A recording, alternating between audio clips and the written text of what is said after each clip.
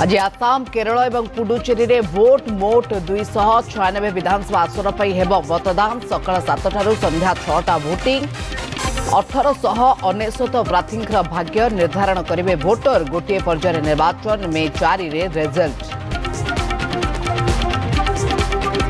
LPG कलाबजारी राज्यव्यापी चढ़ाऊ जोरदार एपर्यंत जबत है 3435 सिलिंडर। गत सप्ताह एलपीजी कलाबजारी कठोर कार्यानुष्ठान निर्देश देते मुख्यमंत्री।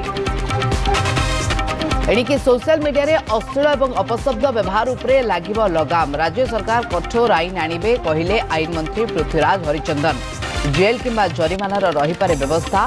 पदक्षेप को स्वागत कले सामाजिक कर्मी। बढ़िब ताती 12 भीषण गुड़ुगुड़ी कालबैशाखी आनी खरार आश्वस्ति। 2 दिन पर हठात बढ़ीज तापमात्रा। काली बेलू 40 डिग्री डेईपारे पश्चिम ओडिशा। 12 जलिब उपकूल। आसंता 2 दिन पर्यंत विभिन्न स्थान में कालबैशाखीर संभावना।